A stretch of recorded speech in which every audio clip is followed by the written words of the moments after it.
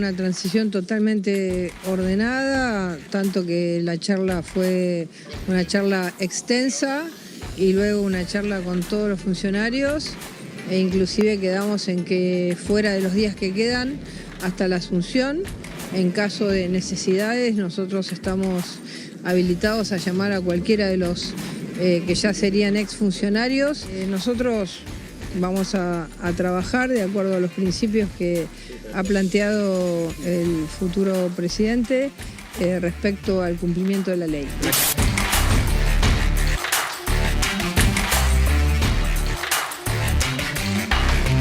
Se metió una nena, le quiere acercar una flor, la gente de seguridad que lo impide.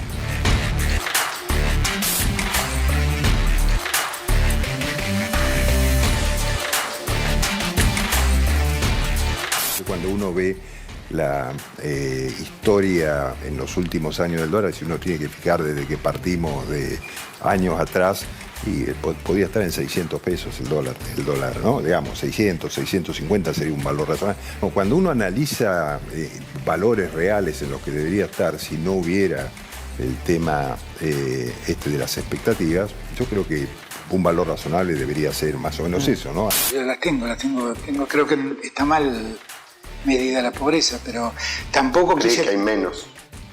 Bueno, es que si hubiera semejante cantidad de pobreza, y nosotros tenemos un 40% de pobreza, la Argentina estaría estallada. Y yo lo que no puedo entender es cómo se concilia que haya un 40% de pobreza y al mismo tiempo llevemos 37 meses consecutivos de creación de empleo registrado.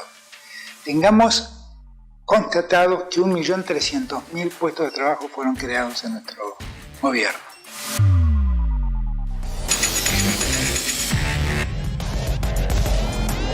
Muy buenas noches a todos, bienvenidos a la noche de A24, bienvenidos a MMC, ya estamos en vivo hasta las 9 de la noche. En un día en que pasaron muchas cosas, ahora vamos a contar cómo se va conformando todo prácticamente el gabinete de Javier Milei. Javier Calvo tiene un adelanto que puede ser fuerte, en cargo clave, la AFI, la Agencia Federal de Investigaciones, la EXIDE, la Secretaría de Inteligencia, quién la puede ocupar. Vamos a ver quién es el nombre que elige Milei para ese lugar. Ha habido mucha repercusión respecto a qué va a hacer Luis Caputo y eventualmente Santiago Bausili, que es socio de Caputo y amigo y que sería el hombre para el Banco Central, a partir de la semana que viene, del lunes próximo, en términos de anuncios económicos. Se sabe que va a haber una especie de ley ómnibus con un fuerte ajuste fiscal, planteando que hay que reducir por lo menos 5 puntos del PBI, con distintas áreas en las cuales se quiere avanzar. Después vamos a ver los puntos de ese plan de Caputo, básicamente con la obra pública, con los subsidios económicos, con las transferencias a provincias y también avanzar en distintas áreas de las empresas públicas. Pero la pregunta es, bueno, ¿qué hacen a partir de la semana que viene con el dólar?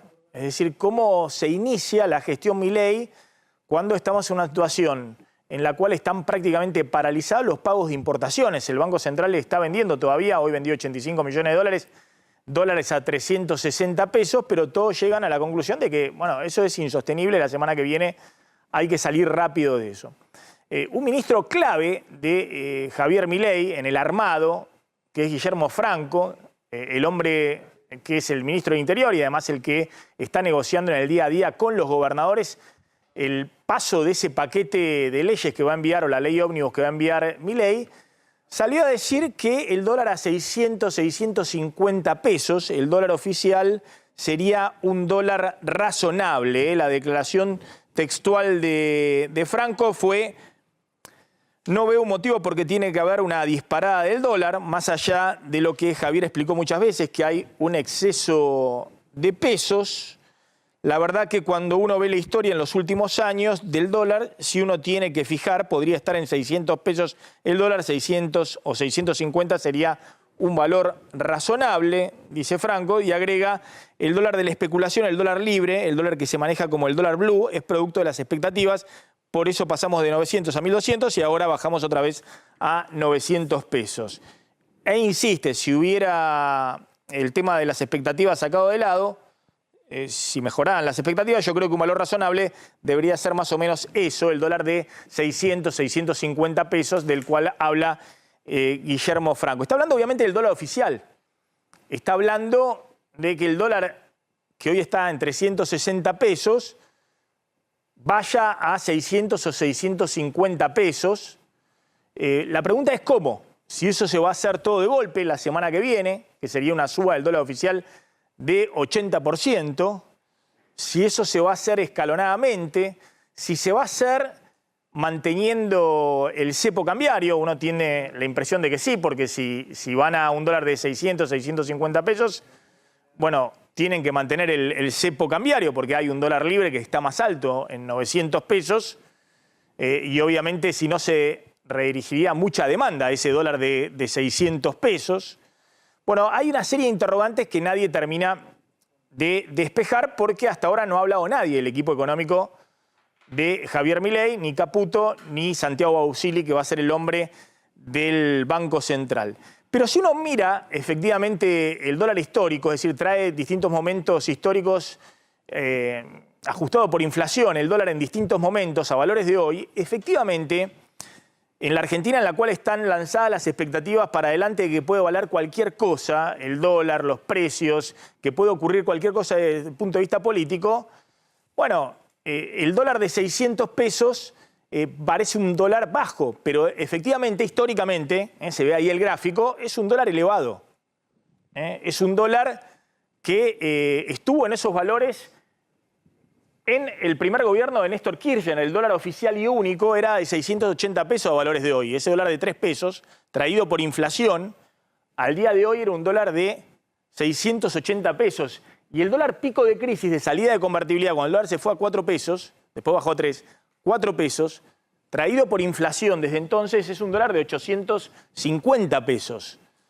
Con lo cual, uno dice, bueno, si la Argentina tuviera mínimamente algo de previsibilidad para adelante, no hace falta un dólar a valor de hoy de 1.000 pesos. Es un dólar muy caro, es un dólar muy elevado, es el dólar de pánico, el dólar de que puede pasar cualquier cosa en la Argentina. La pregunta es cómo se hace para llevar este dólar que está en 360 pesos, cómo se hace para llevarlo a 600, 650 pesos, llevarlo de golpe tal vez a partir de la semana que viene, y que todos los precios de la economía no se disparen todavía más. Sobre todo porque es una suba del 80%. Y la pregunta es cómo se hace para que no haya una estampida todavía mayor de precios y que pasemos a niveles de inflación del 20% mensual, por ejemplo. Ahí lo que dicen la mayoría de los economistas, incluso los que están cercanos a Milei, es que ya muchos precios de la economía están marcados a valores de 700, de 800 pesos el dólar. Y uno ve lo que ha pasado en este inicio de diciembre y los últimos días de noviembre, después del balotaje, y había una estampida de precios. ¿Y por qué esa estampida de precios? Después vamos a mostrar, por ejemplo, material de la construcción o lo que ha pasado con alimentos. Y porque muchas empresas ya empiezan a descontar de que va a haber una devaluación y que muy probablemente el dólar, a partir de la semana que viene, o en lo que resta de diciembre, el dólar oficial va a estar arriba de los 600, 650 pesos, este que habló Franco. Entonces todos se adelantan y si había algunos precios que estaban marcados a un valor de dólar más bajo, bueno, se está ajustando a esos valores. Igualmente, atención que hay algunos precios de la economía esenciales que todavía se siguen marcando al dólar oficial. Y voy a dar un ejemplo que es muy, pero muy fuerte. Y que si uno dice, efectivamente, lo deseable sería poner el dólar oficial en 600, 650 pesos y que no suba ningún otro precio de la economía, porque ya subieron y remarcaron y ajustaron precios en todos los sectores como ya se hubiese devaluado, y todavía la devaluación no ocurrió, va a ocurrir a partir de la semana que viene. Pero hay algunos precios que siguen al dólar oficial, combustibles, por ejemplo. Fíjense este estudio de Nicolás Arceo, que es uno de los máximos expertos en combustible de la Argentina, consultado por todas las empresas y por todos los sectores políticos, que plantea que si el dólar oficial, que hoy está en 360, se lleva a 500 pesos, no a 600, a 650 pesos, bueno, la suba de combustibles, que vienen muy atrasados, porque vienen congelados, prácticamente desde agosto vienen con distintos congelamientos, tendría que ser del 57%, y que el litro de nafta tendría que ya estar arriba de 520 pesos, el litro. Y si el dólar oficial fuera a 700 pesos, 750 pesos, la suba de combustibles tendría que ser del 120% en la Argentina. Y el litro de nafta tendría que estar arriba de los 750 pesos. Entonces, atención, porque por delante está claro que el dólar hay que ponerlo en un valor que no es 360 pesos, porque a ese valor no hay dólar. El Banco Central está sin dólar y no puede seguir vendiendo ni un solo dólar más a 360 pesos. Pero la pregunta es cómo se lleva el dólar oficial a un valor, como dice Franco, razonable, 600, 650 pesos, que es el valor hoy. Por ejemplo, las exportaciones se están liquidando a ese valor, a través de 50% en el contado con liquidación y 50% en el dólar barato del 360 pesos. ¿Cómo se lleva el valor del dólar oficial a ese precio sin que se disparen precios que son clave en esta economía y que llevarían a una inflación todavía mucho más alta, una caída mayor del poder de compra en este verano y una recesión muy pero muy profunda? Esa es la discusión que hay hoy. Lo que va quedando claro es que el equipo económico de Milei empieza a dar señales de que se va a manejar con cuidado, de que muy probablemente la semana que viene no levante el cepo, que en todo caso, porque ¿qué se esperaba de Milei? O que fuera la dolarización, cosa que ha quedado totalmente desechada, o que fuera la unificación cambiaria, que se jugara directamente a partir de la semana que viene y que hubiera un único dólar entre el dólar de 900 y el dólar oficial, que se juntaran en algún lugar y que lo impusiera el mercado. Que no sea más el Estado el que fije el valor del dólar, sino que lo fije la oferta y la demanda. Lo que pasa es que eso es muy riesgoso cuando no tenés un solo dólar en el Banco Central. Y después voy a contar lo que se ha dicho de que puede haber adelanto de las cerealeras o que se va a conseguir financiamiento a partir de la semana que viene para tener reserva en el Banco Central y poder hacer un plan de estabilización con dólares, con algún colchón de dólares. Por ahora no aparece. No hay ni 5.000 millones de dólares de adelanto de las cerealeras porque el campo sigue muy golpeado por la sequía. Y tampoco parece haber financiamiento ni del FMI ni del mercado de capitales en el corto plazo. Entonces la pregunta es, bueno, ¿cómo se hace para sincerar los precios que están atrasados del dólar oficial, los combustibles, las tarifas, que también tendría que subir mucho más a medida que sube el dólar oficial, sin que haya una espiral inflacionaria todavía mayor a partir de la semana próxima? Nos metemos en el tema político porque hoy se confirmó otro de los ministerios importantes de Javier Milei, que es Luis Petri. Es decir, Milei ha puesto en su gabinete a toda la fórmula presidencial de Juntos por el Cambio. Patricia Bullrich en el Ministerio de Seguridad, Luis Petri en el Ministerio de Defensa. Javier. Sí, con una particularidad, que la información fue dada a conocer por un comunicado, los famosos comunicados de la oficina del presidente electo, y por primera vez se le da una connotación política a la designación. Si acercamos la cámara al segundo párrafo, vamos a ver que marca en el primer párrafo la designación de Petri y en el segundo párrafo dice: de esta manera, la fórmula completa de Juntos por el Cambio ha quedado integrada al gobierno de la Libertad Avanza. Muy fuerte, muy fuerte. Digo, no lo han hecho con ninguna designación, ni siquiera en su momento con la de Bullrich. Podrían haber dicho la candidata presidencial de Juntos. No, lo hicieron con la de Petri, cosa de cerrar el paquete, y un poquito alguien lo interpretaba dentro de la Libertad Avanza como in your face, en tu cara, Mauricio. Digamos, como para darle un... ¿Cómo que no hay un acuerdo? ¿Cómo que es a título individual o a título personal? No, acá hay un acuerdo y nosotros lo estamos respetando. Juntos por el Cambio eligió una fórmula presidencial que ahora va a estar no solamente apoyando a Javier Milei, sino que va a formar parte del gabinete. Es decir, son dos ministerios y acá no se terminaron las designaciones porque sigue habiendo más con el correr de los días, pero indudablemente Patricia Bullrich hizo rancho aparte, rompió de alguna manera con la tutela de Mauricio Macri y pidió por su gente. Petri es su gente.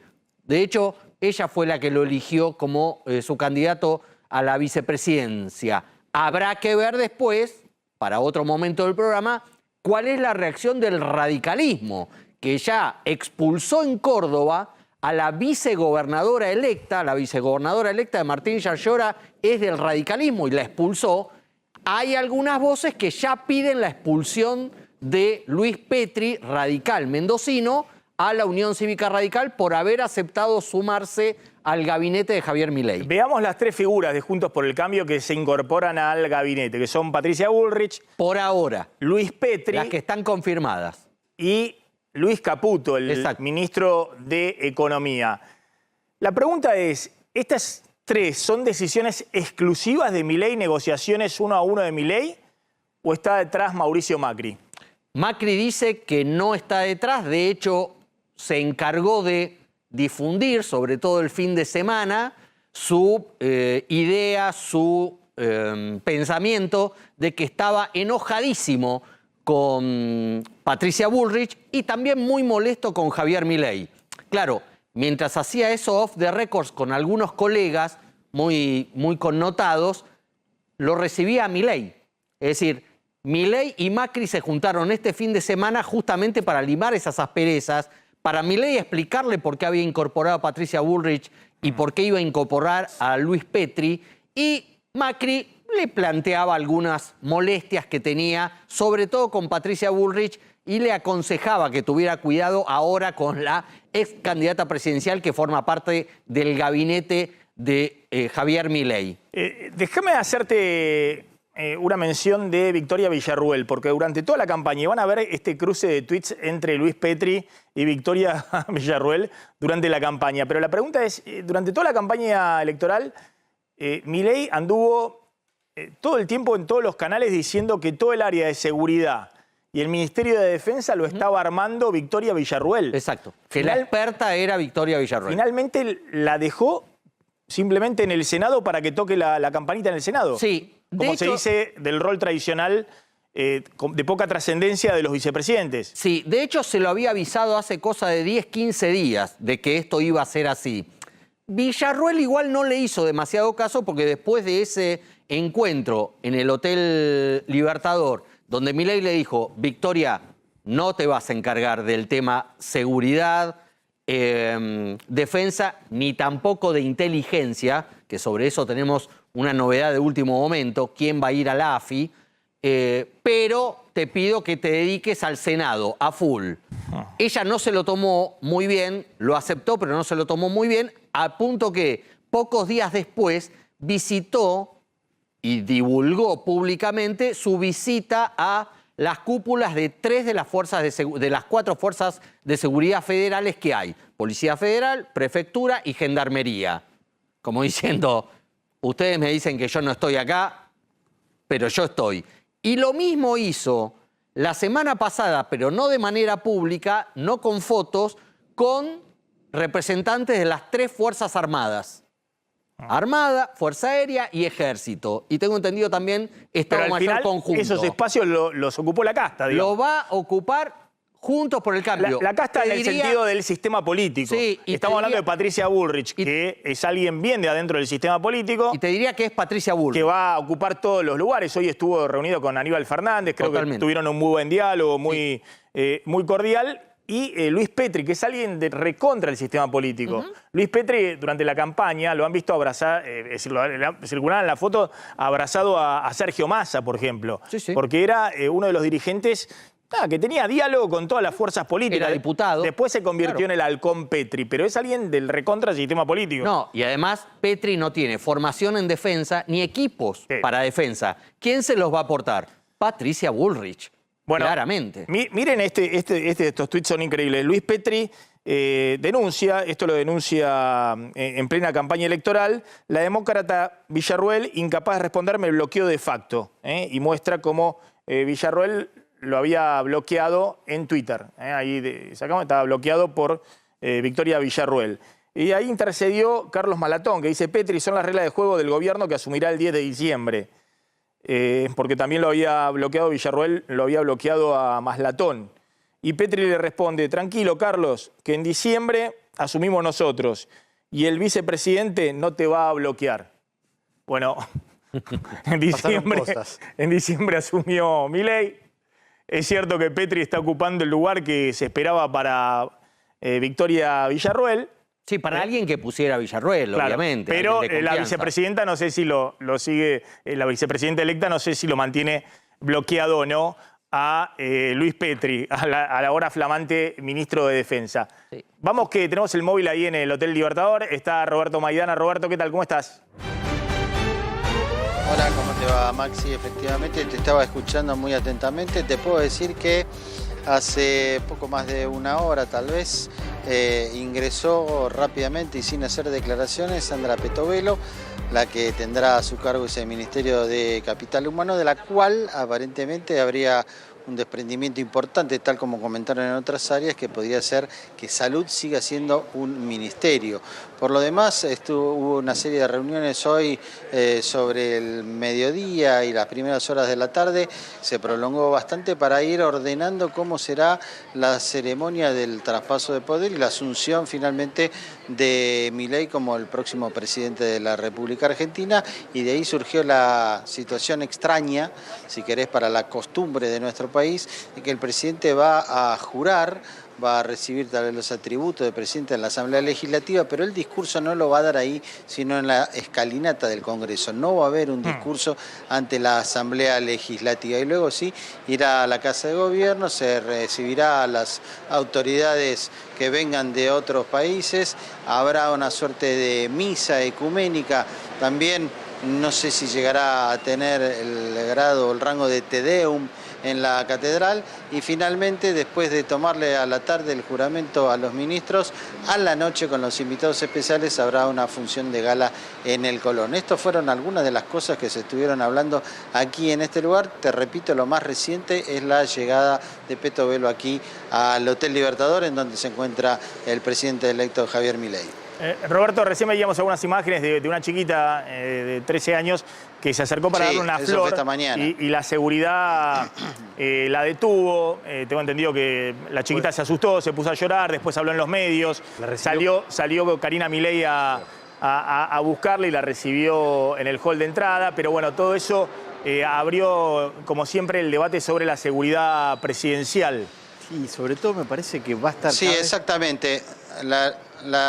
La chica pasó, porque no en esta puerta, sino en la de la Ochava, que es la entrada principal al hotel. Hay todo un sistema de vallos. Claro, como es una chiquita, pasó entre las vallas, entre las rejas de la valla, y se acercó rápidamente a Milei. Milei, no sé si no lo vio directamente, fue ayudado por la policía. No la vio, la policía lo metió rápidamente en el hotel y mientras la interceptaban. A lo que dicen que llamó la atención fue ese envoltorio metalizado que tenía la flor que le quería presentar al presidente electo. Después que se tomó estado público de esta situación y que se la escuchó a la chica hablar, pudo ingresar y hablar con Karina Milei y entregarle a ella la flor que llevaba, sacarse una fotografía, e incluso ha estado en varios medios hablando de esta situación. Pero lo concreto es que esa cápsula de lo que tanto se ha especulado, sobre todo a partir del año pasado, con lo que pasó con la vicepresidenta de la República en su casa particular,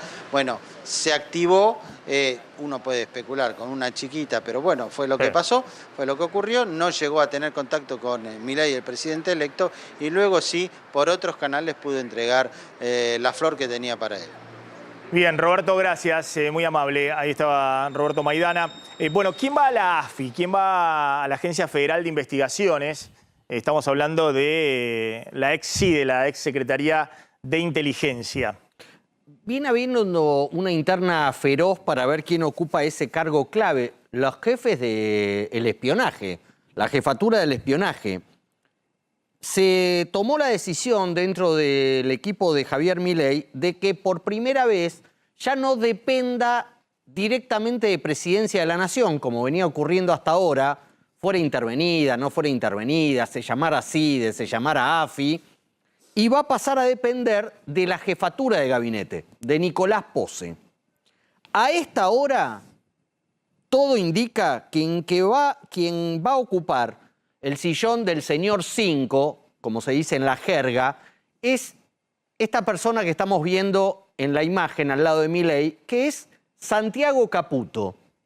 Santiago Caputo es el Marcos Peña, de alguna manera, de Javier Milei, ¿no? El hombre al que Milei le agradece en su discurso del triunfo presidencial, un joven que estudia ciencia política, le faltan un par de materias para graduarse en la UBA, amigo de Ramiro Marra de la adolescencia, ha trabajado en la campaña electoral muy fuerte. Milei lo ha bendecido, le ha reconocido que ha sido el arquitecto del triunfo.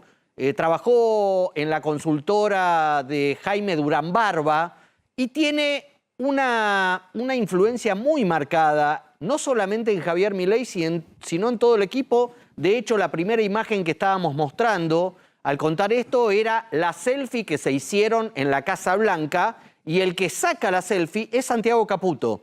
Ustedes dirán, ¿otro Caputo más? Sí, es sobrino de Nicky Caputo, el ex hermano del alma de Mauricio Macri, y de Luis Toto Caputo, el futuro ministro de Economía. Muchos Caputo hay por la vida política argentina, indudablemente. El punto acá es que alguien puede preguntar, pero Santiago Caputo, ¿qué sabe de inteligencia? Nada. Pero es un hombre de máxima confianza. Un hombre de máxima confianza. Era como el caso de Arribas en el caso de Mauricio Macri. No fue muy buena la experiencia esa tampoco, ¿no? Era un representante jugador de fútbol, claro, pero era de máxima confianza del presidente. Deberían aprender que es alguien, tendrían que poner a alguien que supiera un poco. Pero bueno, indudablemente para manejar los servicios de inteligencia, los presidentes eligen a alguien de suma confianza. Ahora, Santiago Caputo no sabe nada de inteligencia. Quien va de su segundo, que vendría a ser el señor Ocho, tiene alguna experiencia en el Estado, porque fue funcionario de Mauricio Macri, pero no en la Secretaría de Inteligencia o en la AFI, sino en la UIF, en la Unidad de Información Financiera. Un poco como la inteligencia, los servicios de inteligencia, pero para el área financiero, que es Mariano Federici. Mariano Federici, según me cuenta acá el colega Patricio del Pozo, ya estuvo reunido días atrás con una funcionaria muy importante que ya se retiró, que ya renunció a la AFI. Y entonces tirando de ese hilo, uno dice, bueno, Mariano Federici tampoco sabe de inteligencia, supuestamente.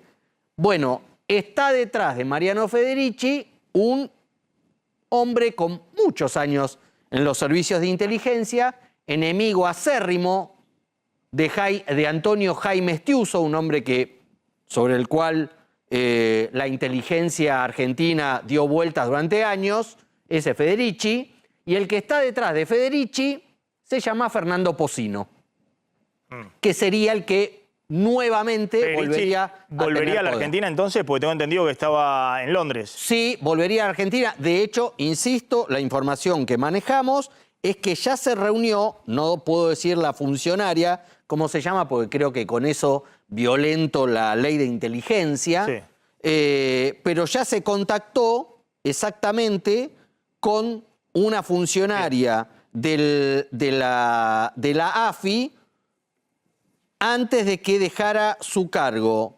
De hecho, era la directora de Terrorismo y Crimen Organizado de la Agencia Federal de Inteligencia. Es un área que de Menem para acá le trajo problemas a todos los presidentes.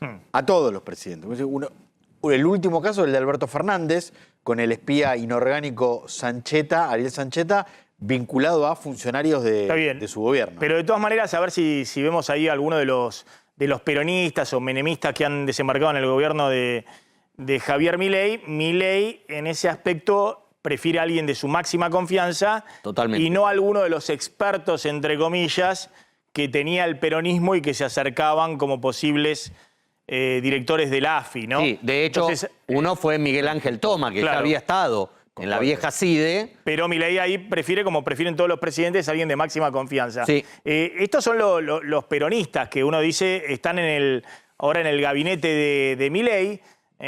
Osvaldo Giordano, un cargo importantísimo, el ministro de Finanzas de Córdoba y hombre de Schiaretti en la ANSES, cargo clave en lo que viene para adelante. Rodolfo Barra, que va a ser el procurador del Tesoro, lo que decíamos, el ex ministro de la Corte Menemista y ministro de Justicia también de Carlos Menem, administrativista, ¿no? Sí, Un abogado clave en todo el tema regulaciones, privatizaciones y todas las cosas que quiere hacer Milei desde el punto de vista económico.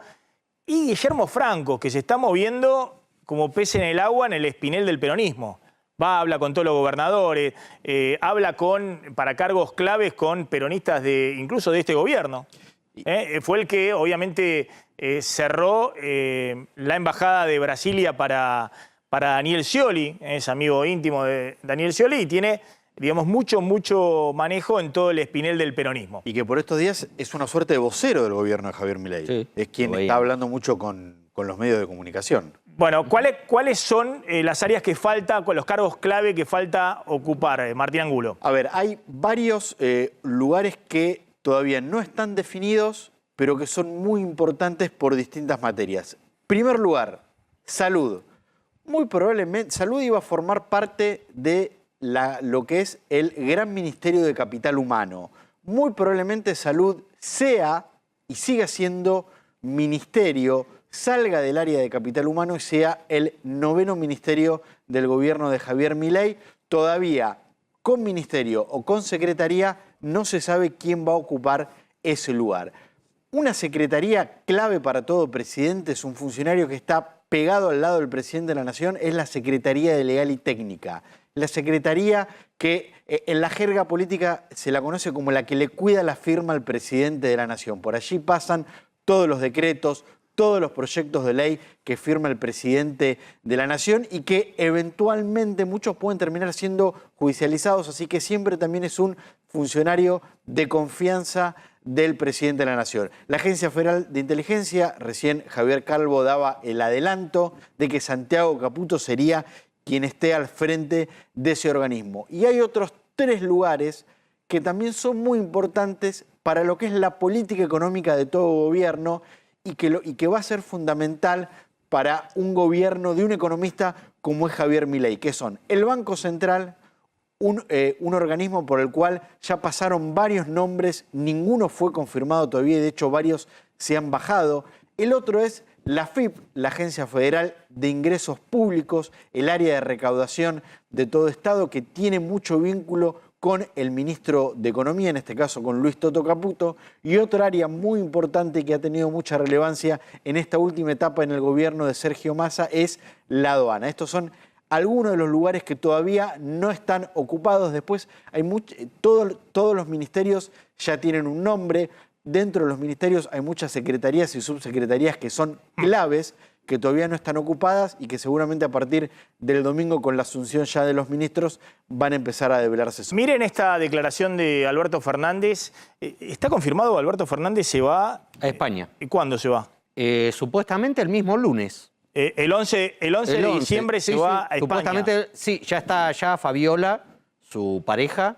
Yo creo que su expareja, es habitual, digamos, que un expresidente al día siguiente... No. Aparte, no lo hemos vivido nunca desde el regreso de la democracia. Ninguno se fue del país. Creo que tampoco lo vivimos con De la Rúa, que... ¿Se vivió acá? Sí.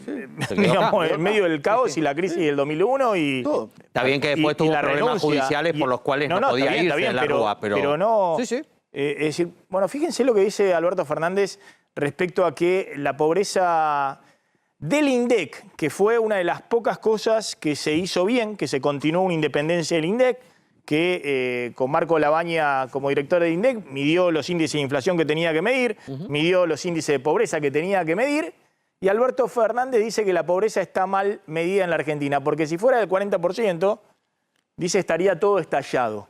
Mirá. Yo las tengo, creo que está mal medida la pobreza, pero tampoco quisiera... que hay menos. Bueno, es que si hubiera semejante cantidad de pobreza, nosotros tenemos un 40% de pobreza, la Argentina estaría estallada. Y yo lo que no puedo entender es cómo se concilia que haya un 40% de pobreza y al mismo tiempo llevemos 37 meses consecutivos de creación de empleo registrado. Tengamos constatados que 1.300.000 puestos de trabajo fueron creados en nuestro gobierno. No voy a explicar cómo se condice que haya un aumento muy importante de la pobreza, incluso por encima de los niveles de pandemia, cuando estás con un nivel muy alto de empleo. Básicamente, de empleo informal, cuentapropista, monotributistas y demás, porque el empleo formal en blanco ha crecido 5%. Respecto al nivel de 2019, no es poco, pero es más o menos el crecimiento demográfico, poblacional, que es 1,1% por año. Entonces, lo que ha crecido fundamentalmente es el empleo informal. Se condice eso con que los empleados son pobres. Es decir, se condice eso con que el empleado no llega a fin de mes, que no compra la canasta básica de la pobreza, que hoy está arriba de los 320.000 pesos, la última medición. Pero además de eso, es el mismo termómetro de siempre. Alberto Fernández dice que hay mucha gente que cobra planes y cuando el encuestador del INDEC le pregunta cómo está cobrando un plan, le empieza a mentir sobre los ingresos. Le subdeclaran los ingresos los sectores pobres. Habitualmente al INDEC le subdeclaraban siempre los ingresos los sectores más ricos, los de mayor poder adquisitivo, por el tema de la AFIP y demás, no los sectores pobres. Pero dice que le subdeclaran ingresos los sectores pobres porque están cobrando un plan. ¿Y qué? ¿Y no le subdeclaraban en 2019 los ingresos? ¿Qué cambió? Es el mismo termómetro.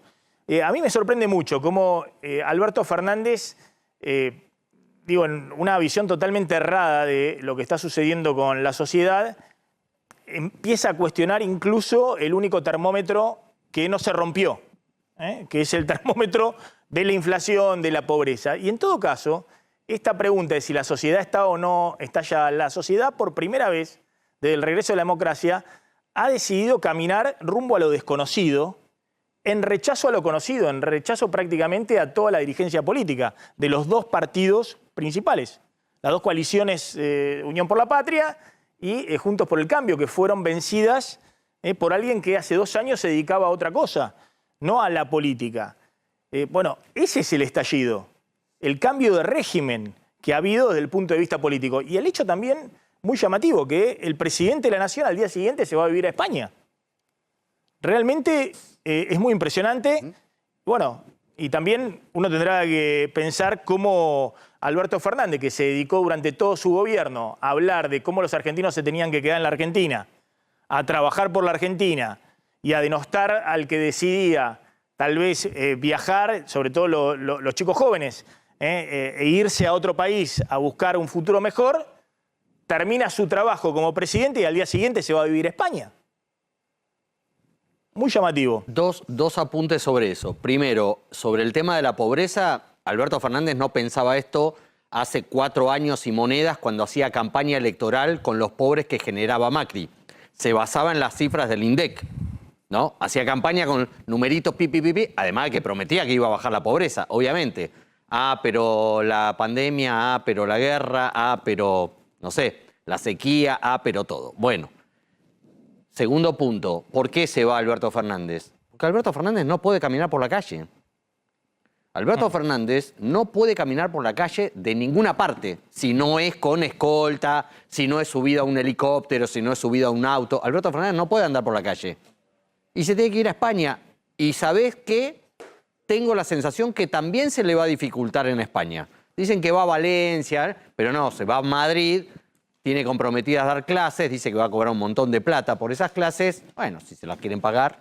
Vamos a hablar, cuando volvamos de la tanda, qué está pasando con el tema precios y la discusión que viene sobre el tema de nivel de actividad, empleo y sobre todo la disparada de precios que ha ocurrido en los últimos días. Una corrección, porque dije que la canasta básica de la pobreza, en matrimonio y 2 hijos, familia tipo, estaba en 320.000 pesos mensuales. Eso era en septiembre, pero el INDEC dio el último dato, que es el de octubre, el último dato que tenemos, todavía no está obviamente el de noviembre, y da no 320.000 pesos como daba en septiembre, da 345.000 pesos. Es decir, que la canasta de la pobreza está aumentando a razón de 25.000, 30.000 pesos por mes. Para no ser pobre, 25.000, 30.000 pesos por mes venía aumentando la canasta de la pobreza. Obviamente en noviembre va a aumentar más, seguramente más de 30.000 pesos, y en diciembre va a aumentar más de 40.000 pesos si la inflación se dispara a un número ya por arriba del 15%. Bueno, atención, el dato Macri-Javier Milei, reencuentro durante el fin de semana. Sí, se juntaron para limar asperezas, sobre todo teniendo en cuenta que para Mauricio Macri fue un sapo difícil de tragar las negociaciones que Milei encaró por cuerda separada con Patricia Bullrich, siendo que había sido Macri el hacedor del pacto de Acasuso en su casa, en donde él llama a Bullrich para que se amigue con Milei y juntos trabajen en la fiscalización y en la campaña hacia el balotaje y posteriormente, en caso de triunfo, a un acuerdo de gobernabilidad, de brindarle equipos, asesoramiento, experiencia que el equipo de Milei no tiene. Bueno, Macri sintió que era una traición básicamente de Patricia Bullrich, pero también una desconsideración por parte de Milei. Se juntaron, hablaron, comentábamos antes, al mismo tiempo que Macri hacía trascender vía periodística su molestia, su enojo, su indignación con Patricia Bullrich y su incomodidad con Milei, se juntaba con Milei. ¿De qué le advirtió Macri a Milei? Del entorno peronista que hay alrededor de Milei. Y focalizó, dijo mucho básicamente, peronismo. Tenemos ahí la placa de lo que decíamos los peronistas en el gobierno los peronistas, de claro. Milei. ¿Quiénes son los peronistas para Macri? Bueno, apuntó sobre todo a Guillermo Francos, el futuro ministro del Interior, hoy el vocero principal de la futura gestión o de la gestión en danza de Javier Milei, y de alguna manera a quien se indica. Esto pasa como con Macri y Marcos Peña. Era más fácil echarle la culpa a Marcos Peña que a Macri. Bueno, ahora encontraron algo parecido desde el propio Macri, echarle la culpa a Guillermo Francos y no a Javier Milei. ¿De qué lo acusa Macri a Francos? De haber sido el hacedor de que Cristian Ritondo no sea el presidente de la Cámara de Diputados y que la designación de Martín Menem, legislador riojano, diputado nacional, pero con nula experiencia en el Congreso Nacional, sea el de presidir la Cámara de Diputados y estar en la línea de sucesión.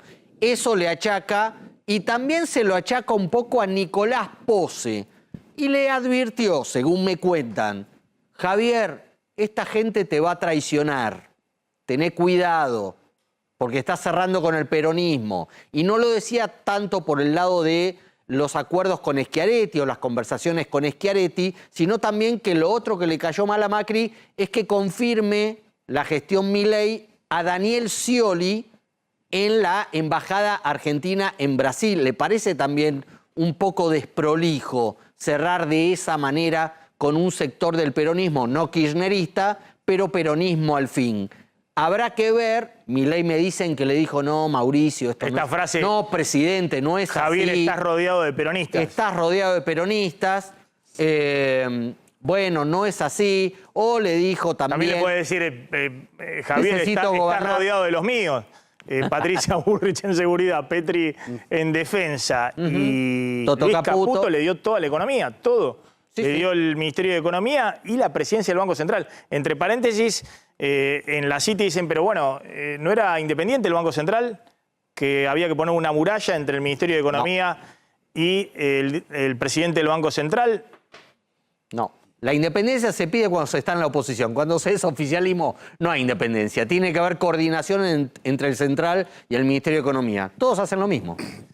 Bueno, causa cerrada la denuncia de Alberto Fernández contra Javier Milei en plena campaña electoral. Antes de las elecciones del 22 de octubre, ¿ustedes se acuerdan el revuelo que se armó cuando Javier Milei dijo yo pesos no quisiera tener, si tienen pesos no los invierten en un plazo fijo, el peso es excremento, y a partir de ahí hubo un aumento en el dólar blue que el gobierno le achacó a Javier Milei por esas declaraciones en plena campaña electoral? ¿Qué hizo Alberto Fernández? Lo denunció en la justicia por el delito de intimidación pública. Esa denuncia iba camino al cierre y ese cierre efectivamente se concretó y el juez federal Julián Ercolini, en base a un dictamen de la Fiscalía, dijo que no había ningún delito que investigar en los dichos de Javier Milei. Hay una serie de consideraciones técnicas, pero básicamente el juez habló de que el actual presidente hizo manifestaciones y consideraciones políticas, destacó que se dieron en el marco de la libertad de expresión y que lo que dijo Milei no configuraba una amenaza, que es una de las características que tiene que tener el delito de intimidación pública, que es el delito por el cual el presidente había denunciado a Milei, así que una denuncia que en su momento había generado revuelo político, porque inclusive muchos comentaron que a Sergio Massa le había caído mal esa denuncia, que le daba vuelo a Javier Milei en plena campaña electoral y por la cual se había enojado con el presidente Alberto Fernández. Hoy terminó definitivamente cerrada. Bueno, atención, hay varias consultoras que ya están marcando la inflación de noviembre entre 12 y 14%. La pregunta es si puede estar, como el propio Milei dijo en algún momento, la inflación de diciembre en 20%. Eso va a depender, obviamente, de la magnitud de la suba del dólar oficial que se disponga a partir de la semana que viene, del ajuste de combustibles, del ajuste de tarifa, de lo que se llaman precios regulados y la dinámica propia de algunos precios como los precios de los alimentos. Pero fíjense lo que está pasando en el inicio de diciembre con los precios de material de la construcción. Por ejemplo, cemento, listado de las empresas, las principales empresas del sector, a sus clientes, 11% de aumento del 1 de diciembre, del viernes pasado. Cales, 14%. Todo el tema de pegamentos hidrófugos, 12% aumento. Yeso, 10% aumento. Todo el tema de las siderúrgicas, de hierros, todos sus productos, 15% de aumento. Telgopol, 15% de aumento. Todas las medidas de ladrillos, 15% de aumento. Esos son los aumentos que están llegando de los principales fabricantes a mayoristas, distribuidores en la cadena de la construcción. Así que atención porque se vienen aumentos pero muy muy fuertes en este diciembre. La pregunta es si puede llegar al 20% en la medición de diciembre, ¿no? Que es un mes aparte muy pero muy complejo. Nos estamos retirando. Gracias Javier, gracias Martín Angulo. Nos reencontramos mañana. Quédense con Esteban Trebuch en el aire de A24. Nos reencontramos a las 20 como siempre. Chau, pásenla bien.